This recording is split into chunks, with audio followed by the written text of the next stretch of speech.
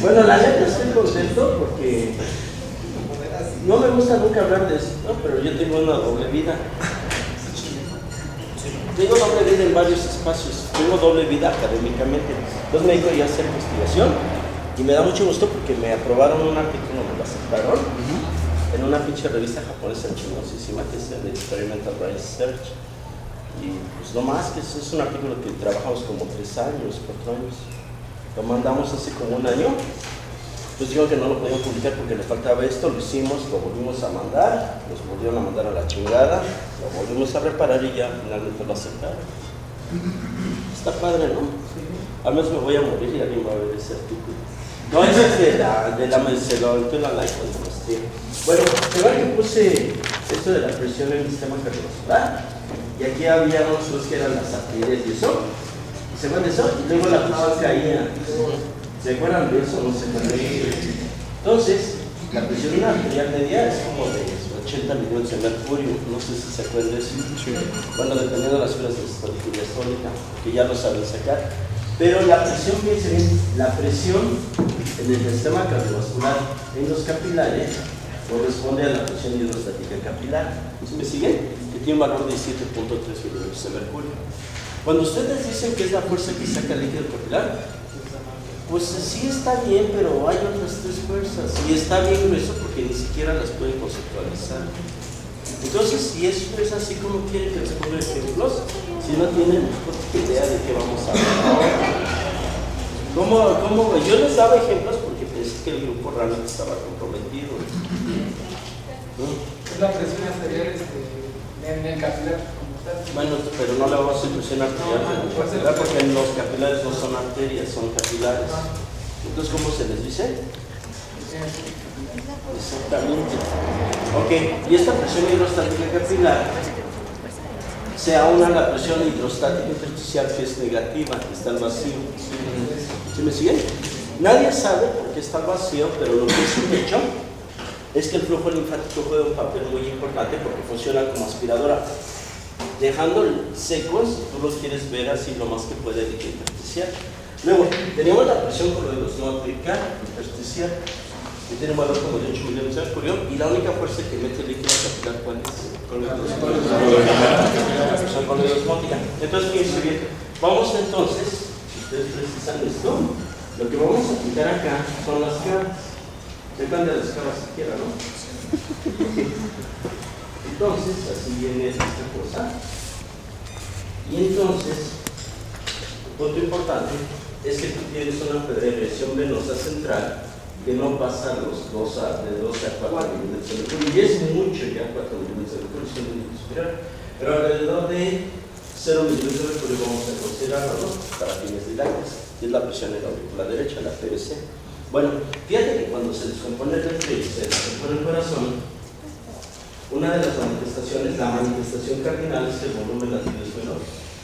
Y si el volumen latido es menor, por la cosa que sea, ya sea porque tenga una válvula óptica estenosada, una pulmonar estenosada, porque las paredes ventriculares del miocardio funcionen, por la cosa que ustedes quieran, el volumen latido disminuye, y hay un problema, porque si disminuye el volumen latido, el gasto cardíaco se les ve afectado. ¿Sí les queda claro? Entonces imagínate un ventrículo que en lugar de tener un volumen latido de alrededor de 70 milímetros de mercurio, ¿se me sigue? Tiene un volumen latido, ¿qué te gusta? De 30 milímetros de mercurio. O sea, una reducción de más de la mitad. ¿Sí les queda claro? Una reducción de más de la mitad. Y entonces, esto es importante porque implica que se empieza a acumular sangre dentro del ventrículo, que aumentas el volumen desistólico. ¿Sí entienden lo que estoy hablando? ¿Cómo? El volumen latido es de 70 mililitros. El volumen latido en condiciones patológicas, se imagina de uno, esto es patológico, de 30 mililitros. Sí. Ok, entonces te quedan 40 mililitros más ahí. Y como tú ya tienes un volumen de sangre previo a que se vaya a llenar el ventrículo, el gradiente de presión entre arriba y el ventrículo se disminuye. ¿Sí me siguen? Porque ya hay mucha sangre dentro del ventrículo que no puedo salir con el latido normal. ¿Qué es lo que ocurre? Entonces ahora el flujo de sangre se empieza a acumular en la aurícula derecha y tú aumentas la presión venosa central. Por eso la PVC es muy importante. Entonces, cuando vayan a terapia intensiva con los pacientes, o cuando vayan a algún familia de biomecánica de veras, van a ver que todos los pacientes tienen un catéter de PVC para monitorear la presión venosa central, para saber cómo está funcionando el corazón, como bono. ¿Sí? ¿Entiendes? Bueno, la tranza es que tú empiezas a tener una disminución del flujo. Haz de cuenta que si la sangre llegaba corriendo a la aurícula derecha, se iba corriendo. Ahora, como tienes una bronca, ¿qué crees? Pues si viera la sangre, pero ya no puede pasar para el ventrículo derecho. ¿Y qué crees que pasa? El flujo va disminuyendo. Pero al disminuir el flujo se va acumulando el volumen. Se le agarra un lugar. Y entonces, ¿qué crees? Se empieza a elevar la presión en las venas. ¿Cómo sabes cuando un tipo tiene falla cardíaca? La plétora yugular, porque se empieza a distender la yugular, porque el flujo sanguíneo en las venas disminuye. Aumentas la presión por exceso de líquido, ley de Arquímedes, y luego, ¿qué crees? Empieza a tener plétora yugular. Y hay plétoras yugulares que están hasta por acá, y dices, esa es una falla cardíaca tipo chamuco. ¿Sí me siguen? Porque no es lo mismo una falla cardíaca que tengas plétora antes del esternocleidomastoideo a una que te llegue acá. ¿Sí me siguen? Ok. Entonces, la tranza es que las vénulas no tienen una capa de músculo liso padre. Las arteriolas sí. Y entonces está acumulando la sangre en todo el sistema venoso. ¿Sí me siguen? ¿Y qué crees que pasa? El flujo sanguíneo en capilares disminuye. ¿Y qué crees que le pasa a la presión hidrostática capilar? Se eleva perfectamente bien. Se eleva la presión venosa, ¿cómo se llama? Hidrostática capilar. Y entonces ahora hay una tranza porque va a salir más líquido del que debe salir, porque ya no son 17 milímetros de mercurio, sino que se va a 25 a 30. ¿Sí me siguen? Y ese líquido se empieza a acumular en el tejido y tú empiezas a tener una condición que se llama edema, que es la acumulación en el líquido intersticial, una cantidad de líquido intersticial. ¿Sí le agarran, verdad? Ahora, fíjense bien esta gráfica. Está bien en sus libros. Entonces, cuando tú tienes un tipo que tiene falla del ventrículo derecho, tú vas a encontrar edema generalizado. Vas a encontrar patas hinchadas, ¿sí me siguen? Vas a encontrar un hígado que te llegue hasta acá porque tiene patomegalia por el edema, un vasote, cabrón, porque está edematizado. ¿Sí les queda claro? Tienen un edema generalizado porque se está aumentando la presión hidrostática capilar en todos los capilares sistémicos. Sí les queda clara esta idea. Ahora, fíjense bien. Vamos entonces, esta gráfica viene en todos sus libros de fisiología, al menos en el caso. Y lo que grafica esta gráfica es el flujo sanguíneo. No, el flujo, ¿cómo se llama? Flujo linfático. Flujo linfático. Aquí sería mucho flujo linfático, aquí sería poco flujo linfático. Y lo que vamos a graficar aquí es la presión hidrostática intersticial.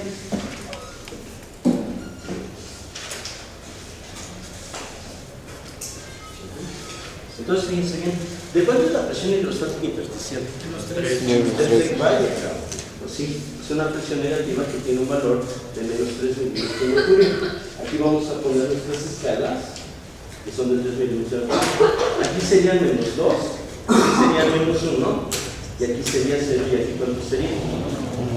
Claro, aquí vamos a poner menos 4, y entonces nuestro valor normal, ¿dónde rayaría? Menos 3. Este es el punto medio normal. Entonces, fíjense bien, cuando tengo una presión hidrostática intersticial, el flujo linfático tiene determinado valor. ¿Sí me siguen? Ahora, imagínense lo siguiente, los linfáticos están normales. Tú tienes una falla cardíaca y de momento, cabrón, no vas a tener edema, a pesar de que la presión hidrostática capilar se incremente. ¿Por qué? Exactamente, porque a medida que se incrementa el líquido en el capilar, el líquido en el intersticio, que está saliendo por el aumento normal de la presión hidrostática capilar por falla cardíaca, ¿qué crees, güey? Se incrementa el flujo linfático. ¿Sí me siguen? Pero se incrementa exponencialmente. Ahora, si la falla cardíaca va empeorando, no hay edema, no hay edema y tienes falla cardíaca. Pues tienes un sistema linfático que crees está sobrado y aguanta. Entonces, ahora, si tú incrementas el líquido, como estás metiendo más líquido del normal, la presión hidrostática intersticial se va haciendo un poco más positiva porque hay más líquido que deben tener. Pero no hay edema, porque, ¿cómo se llama? El flujo linfático. O sea, sí se incrementa el líquido, pero no al grado para que aparezca edema, y se va incrementando. Pero ¿qué crees? Llega un momento, si esto fuera un vasito linfático, hagan de cuenta que estos son los vasos linfáticos, el líquido va llegando muy bien por acá. Las personas que han estudiado esto dicen que llega un momento en que se satura el flujo linfático. Ya el linfático, a pesar de que tenga capacidad para bombardear gran salida de líquido, llega un momento en que, ¿qué crees? Porque es finito el flujo linfático. Y entonces, cuando tú tienes presiones de 0 milímetros de mercurio, es decir, que ya se te hizo, ya no es negativo el líquido intersticial, ¿qué crees? En ese momento se satura el flujo linfático, ¿y qué crees? A pesar de que tú incrementes ahora mucho líquido, se empiece a ser más positivo por el líquido intersticial, el flujo linfático queda saturado y es cuando tú ya tienes la aparición del edema. Es decir, que cuando usted trae a una persona con edema, la presión hidrostática intersticial ya no es negativa, sino tiene valores de 0 o positivos. Así en la entrada puedes decir. O sea, porque ya quedó superado el flujo linfático. Se le agarra, ¿verdad? Pero imagínate el problema cardíaco, la falla cardíaca, para que empieces a tener esto. No hay edema, cabrón, no hay edema. A pesar de que está incrementándose un poco el líquido artificial por exceso de líquido, no tienes edema todavía. Pero ya cuando llegas a esto, es que la falla cardíaca estaba muy cabrona. La debiste haber tratado aquí. ¿Sí me siguen? Porque un edema de un cardiópata, hasta una monja idiota de la caridad miope lo detecta. ¿Sí me siguen? Yo mandaba a comentarios, no va a aparecer lo feo, es lo que me viene a la mente. Sí está clara la idea, ¿sí entienden eso? Sí está claro. Entonces, ¿por qué aumenta la presión hidrostática capilar en el tipo cardiópata? Perfectamente bien. Si tengo un paciente que tiene falla del ventrículo izquierdo, ¿dónde va a ser el edema? ¿Va a tener los pies hinchados, hepatoesplenomegalia? No, absolutamente no. ¿Dónde va a tener el edema? Hace edema pulmonar. Lástima que el tema de circulación pulmonar se ve para el segundo parcial cuando se ven pulmones, pero de edema pulmonar yo les puedo hablar mucho, o sea, porque cuando haces ejercicio tienes el dato más clásico, bueno, el dato de edema pulmonar es la disnea. ¿Qué quiere decir disnea? Es que te falta el aire. Ese es el dato clásico de edema pulmonar. ¿Se les quedaron? Entonces, acuérdense bien, la falla cardíaca del ventrículo izquierdo hace edema pulmonar. La falla del ventrículo derecho, ¿dónde hace edema? ¿Sí les queda claro? ¿Sí entienden eso? Ahora, fíjense bien, a ver si me siguen. ¿Qué otra causa?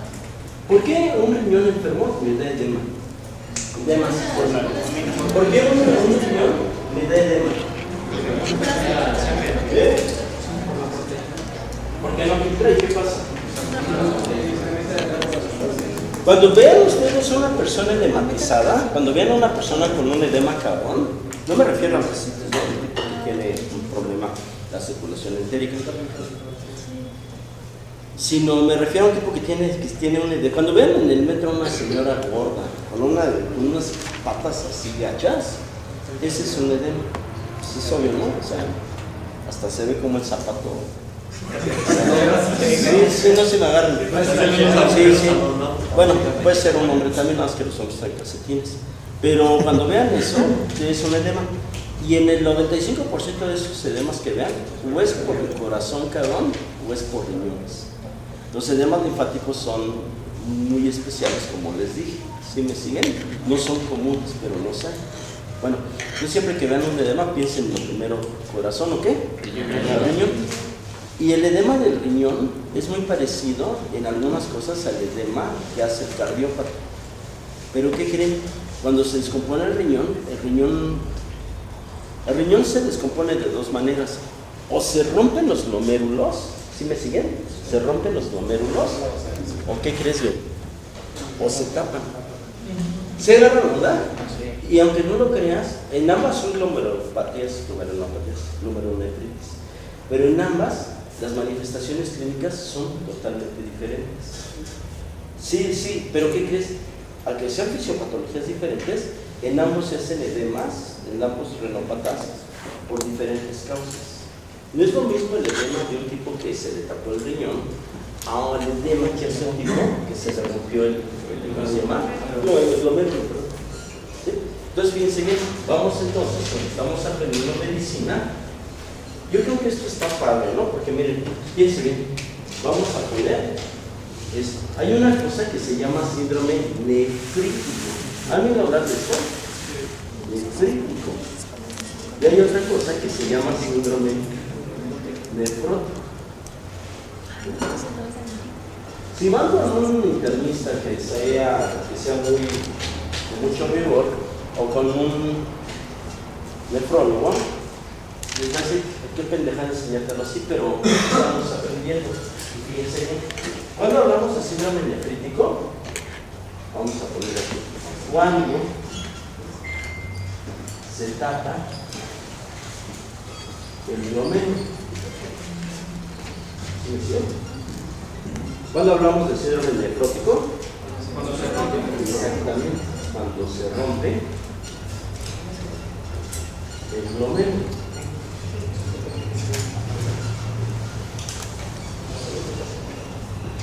Cuando se tapa o cuando se rompe el glomérulo, ¿sí?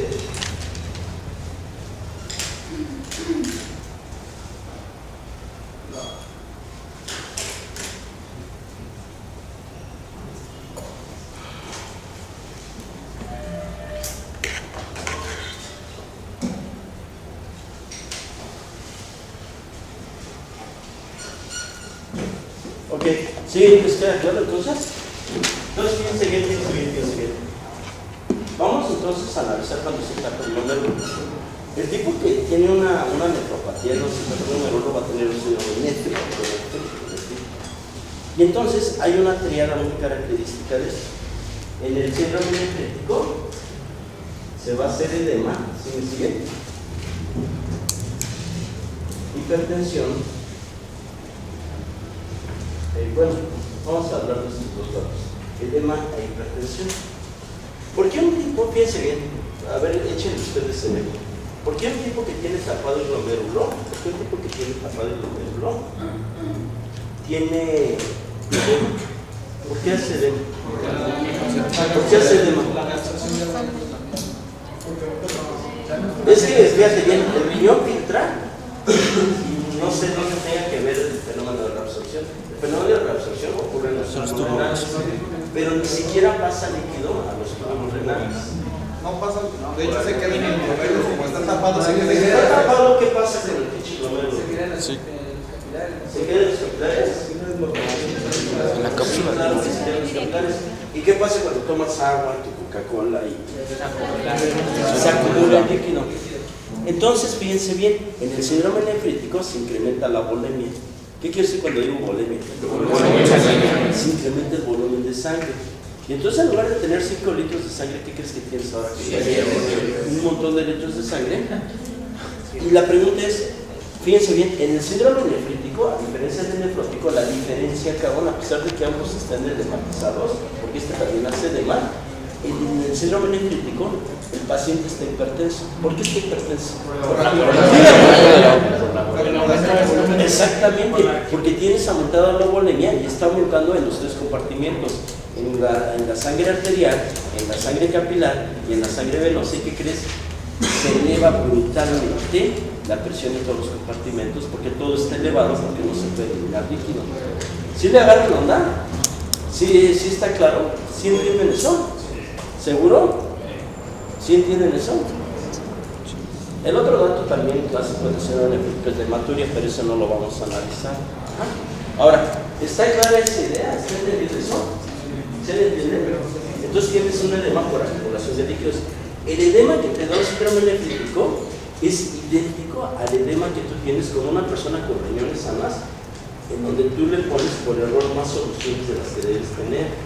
¿Sí me agarras, verdad? Claro que le matizas y también le elevas la presión arterial. ¿Sí está claro? Perfectamente bien. Ahora, el síndrome nefrótico se rompe el glomérulo. ¿Por qué una persona, fíjense bien, que se le rompe el glomérulo, cabrón, porque una persona que tiene ruptura del glomérulo se desmatiza, cabrón. Si hay al contrario de sistema linfático, no requiere líquidos. Al contrario, ¿qué crees, güey? Los pierde. ¿Por qué se desmatiza? Porque empieza a perder muchas proteínas, ¿no? Y se pierde la plasmática. Se empieza a perder la presión plasmática porque empieza a perder muchas proteínas por la orina. ¿Qué crees? Lo has dicho todo. ¿Y si se pierden proteínas en la orina, qué onda? Ya se pierde la capacidad de retener fluidos. Claro, se pierde la única fuerza que es la presión coleidosmótica plasmática. Es la única fuerza que permite que regrese el líquido de los capilares. ¿Sientes que claro? Entonces, cuando tú tienes un síndrome nefrótico, tienes una triada clásica, que es el edema, ¿sí me siguen? Hipoalbuminemia. ¿Me siguen? ¿Y la otra cuál sería? Proteinuria. ¿Qué quiere decir proteinuria? Claro, fíjense bien. ¿Ustedes han hecho pasteles las mujeres? ¿Alguna ha guisado algún día por error? ¿Han hecho canapés y hacen la pasta para dorar el chile y todo eso? No tienen idea. ¿Han hecho harinas? Bueno, si no me crean, háganlo la próxima vez. Háganse unos hot cakes con la pinche sangre, pero observen algo. Los hot cakes no nos matan a mano. Neta no se matan. Ahora, ¿y qué quieres? Le salen como los del IHOP, bueno, pero si los bates a mano, estás aquí. En el momento que pones las claras de huevo, ¿qué crees que pasa? Se empiezan a hacer grupos, burbujas. Entonces, siempre porque las proteínas forman en los líquidos un efecto de tensión superficial que no sé qué onda. Entonces, una persona cuando tiene una proteinuria bien cabrona, pero estoy hablando de una enfermedad recuperada, al hacer pipí, ¿qué crees que empieza a hacer? Empieza a hacer un montón de espuma, pero cañón, cabrón. O sea, tú estás orinando, normal, y llega el otro güey y empieza así como si le echáramos a la pinche piana. Empieza a hacer un montón de, ¿cómo se llama? De burbujas, de espuma, por fenómeno de tensión superficial. ¿Sí les queda claro? Entonces, fíjense bien, cuando yo tengo pérdida y rotura del glomérulo, se van las proteínas al drenaje por los glomérulos, que normalmente no se filtran, pero cuando se rompe el glomérulo se van, y eso te hace un edema bien tremendo. Pregunta Alexander Sense, ¿por qué un paciente que tiene síndrome nefrótico no hace hipertensión arterial? ¿Por qué? Hay hipervolemia. ¿Y por qué hay edema entonces en el síndrome nefrótico? Porque al perder las proteínas, bien, ¿cuánto es la presentación de proteínas normales que tenemos? De 7.5 gramos en 100 mililitros.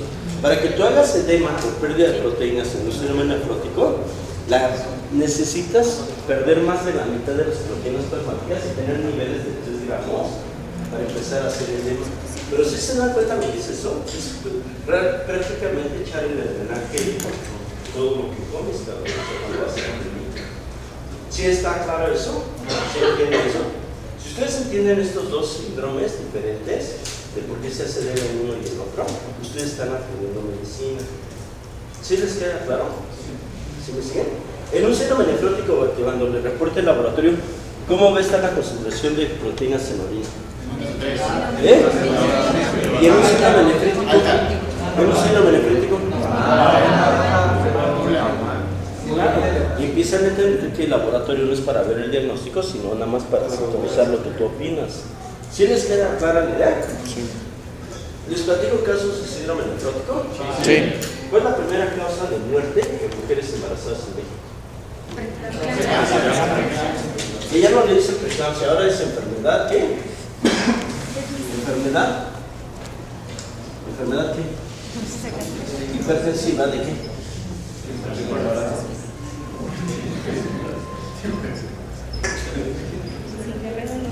¿Alias qué? ¿Han oído hablar de esto?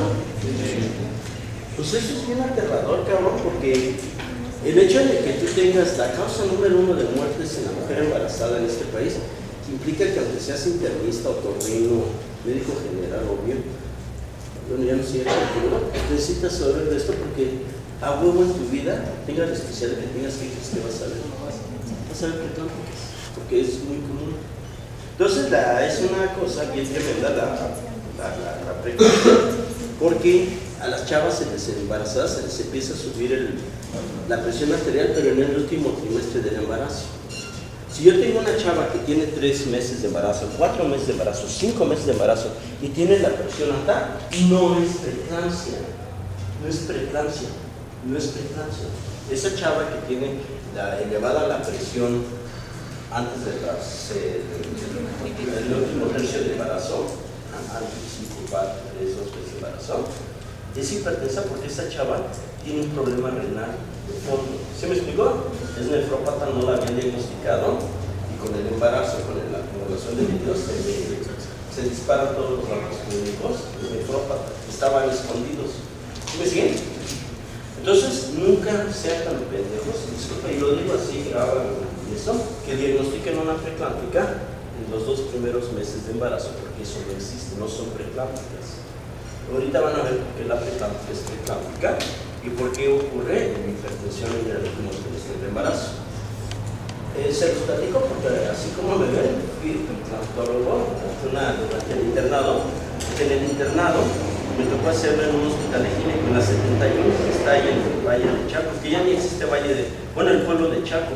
Creo que Valle de Chaco ya lo invadió todo. Pero cuando yo estaba ahí todavía había un bosque entre estas ciudades perdidas que era Valle de Chaco y el pueblo que era muy bonito. Ahorita ya creo que esa mancha urbana está llegando hasta los pies del estado, ¿no? Bueno, no sé, está tremendo como hemos crecido. Entonces, en esa época, tú veías cómo se morían las preeclámpticas, pero gruesísimo. Y las preeclámpticas se mueren de coagulación intravascular diseminada. ¿Qué quiere decir eso? Que de repente se les consumen los factores de coagulación y donde tienen la miofibrosis, ¿qué crees? Empieza a sangrar bien cabrones, se empiezan a sangrar las encías y se coagulan in situ. O sea, en lugar de los factores de coagulación se activan dentro del torrente sanguíneo. De eso se mueren. Olvídense de eso de que se convulsionen, porque la convulsión no las mata, cabrón. Lo que las mata es la coagulación intravascular diseminada.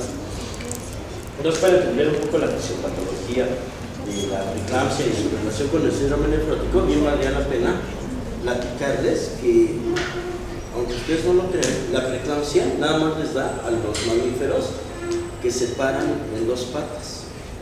Obviamente a los humanos, ¿y a quién crees? A los osos. O sea, a los osos. Hay modelos en ratas y en roedores, en perros de preeclampsia, pero son modelos experimentales que poco se asemejan a la fisiopatología normal. ¿Sí me siguen? Pero en condiciones normales nada más le dan a los humanos y a los osos. Entonces está bien chistoso porque en el hospital donde yo estaba era una mortalidad tremenda de preeclámpticas. Y la mayor parte de las chavas que estaban internadas, que no estaban para el trabajo de parto, eran preeclámpticas, para control y todo eso. Entonces era muy común la preeclampsia. Entonces yo no sabía nada de preeclampsia, o sea, para mí yo es como ustedes, ¿no? Les hablan preeclampsia, lo ves en tus 2 cursos de gineco, te sale por uno, te entra por acá, te sale por el otro, porque a final de cuentas no sé cómo estudiamos, ¿no? Cuando estudiamos medicina. Pero la idea o el punto importante es que yo les preguntaba a los clínicos qué onda con la preeclampsia y esto, y me sorprendía mucho que, ¿qué crees? Pues, ¿sabes qué te decían? No sabes qué, les preguntaba, oiga doctor, ¿qué onda con la preeclampsia? Y te decían, ¿no sabes qué es preeclampsia? Pues ponte a estudiar. ¿Y qué creen que entendí? Que cuando un médico tú le preguntas y te dice eso, ¿qué crees? No está dando una muestra honesta de que no sabe. Y se pone agresivo porque tiene miedo de que tú le preguntes. En serio, para cualquier, ahí le pueden medir el agua a cualquier médico. Cuando le digan, oiga doctor, ¿y esto? ¿No sabes? Ponte a estudiar. ¿Qué crees que te está diciendo ese güey? No sé. No me preguntes, no sé. Pero no, ningún médico dice que no sabe, ¿no? O sea, todos saben, ¿no? No sé. Bueno, es parte de nuestra idiosincrasia, ¿no? De la vaca. Entonces te digo que nadie sabía mucho de preeclampsia. Y a mí me entró mucha curiosidad porque, pues, nomás que esto es el pinche Disneylandia de las preeclámpticas. Entonces, lo vaciado, el punto es que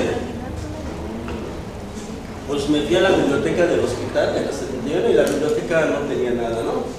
Entonces, un día, una tarde me vine aquí a la escuela a sacar un libro, porque antes la biblioteca está en el primer piso de graduados, no existía ese edificio donde está la biblioteca, está en el primer piso de graduados, y ese edificio de graduados fue un edificio abandonado durante muchos años, en Loma Negra, y nada más se usaba la planta baja.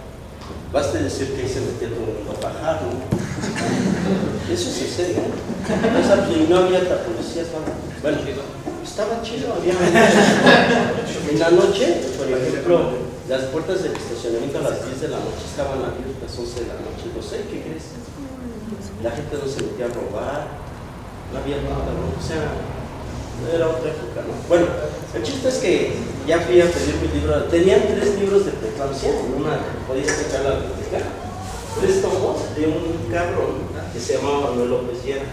Eran como 5 libros, pero los 5 libros iguales, y todos los libros empolvados, pero empolvados porque nadie, yo creo que desde que los pusieron ahí los había, ¿cómo se dice? Agarrado. Entonces fui por mi libro y dije, pues voy a leer de preeclampsia, ¿no? Y cuando estoy con las señoras que eran las que cuidaban unas viejitas, me dicen, no, Querejeta, tú no te puedes llevar ningún libro porque ya no eres estudiante, ya eres interno. Y les digo, no, mejor, ¿qué crees? Si un interno no te prestaba ningún libro. Eso es en serio. No había internet, para empezar, ni computadoras, ni calculadoras. Entonces, ¿qué crees que hice, cabrón? Me lo robé. No, pero Dios me dio la razón por robármelo. Yo no creo en Dios, pero ustedes sí. Y esto que digo les debe, ahondar, porque me robé el libro.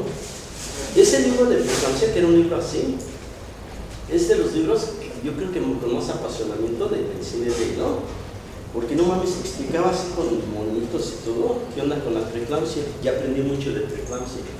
Y entonces, lo más cañón es que la preeclampsia da en el tercer trimestre nada más.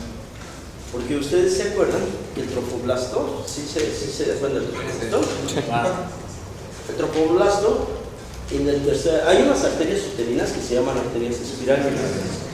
Entonces, fíjate que hay un problema hemodinámico muy importante, porque a medida que va creciendo el útero, los vasos sanguíneos que están en la placenta, en el útero, que alimentan las lagunas, se van comprimiendo por el mismo tamaño. Ese es un problema mecánico.